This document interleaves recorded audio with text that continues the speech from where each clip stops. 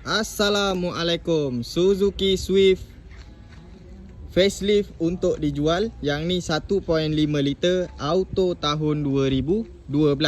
So kereta ni baru masuk. Kereta ni facelift So korang tengok bumper depan ni. Bumper dia lain dengan yang 2008, 2007. So lampu cantik, lampu smoke, cat bahagian depan ni semua cantik lagi, tak ada masalah. Sport rim masih original, korang tengok tu. Tayar pun 4 biji, bunga masih tebal.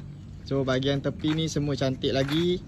Kalau 2008, side mirror dia tak ada lampu yang ni ada lampu. So yang ni keyless. Bahagian tepi ni semua cantik lagi, kemas. So yang ni bahagian belakang, korang tengok sendiri. Cantik ke tak cantik? Boleh komen dekat bawah. Yang ni facelift. So lampu dia macam ni. Nampak? Dia beza dengan yang 2008. So yang ni spoiler besar. Bawah ni ada diffuser. So nampak tu. Nombor plate pun cantik, 9929. So kereta luaran semua masih cantik, tak ada masalah. Dalaman, jom kita tunjuk. Okay, yang ni bahagian dalaman. Korang tengok sendiri. Cantik dalaman color gelap.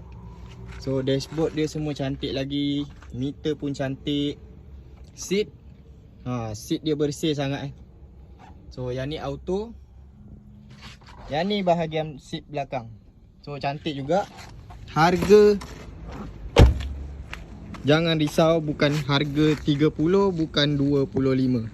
Harga kita jual 20,000 sahaja. So kalau korang tak minat yang ni, nak yang laju, boleh ambil yang ni Ni Volkswagen Golf 1.4 TSI. So kereta ni owner dah habis banyak buat. So dah make up, dah tukar disc, dah naik stage. So yang ni stage 2. Bunyi pun dah padu So sport rim 18 inci. Nampak tu, caliper Brembo. Kereta ni body part Golf R So yang ni bahagian belakang pun cantik lagi.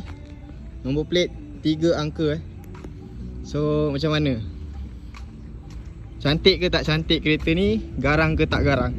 Harga korang bagi dekat saya 30,000 sahaja. Korang bagi 30,000, datang sini bawa balik kereta. So itu saja. Kalau berminat dengan 2 biji kereta ni, boleh terus kontak nombor dekat bio Itu saja.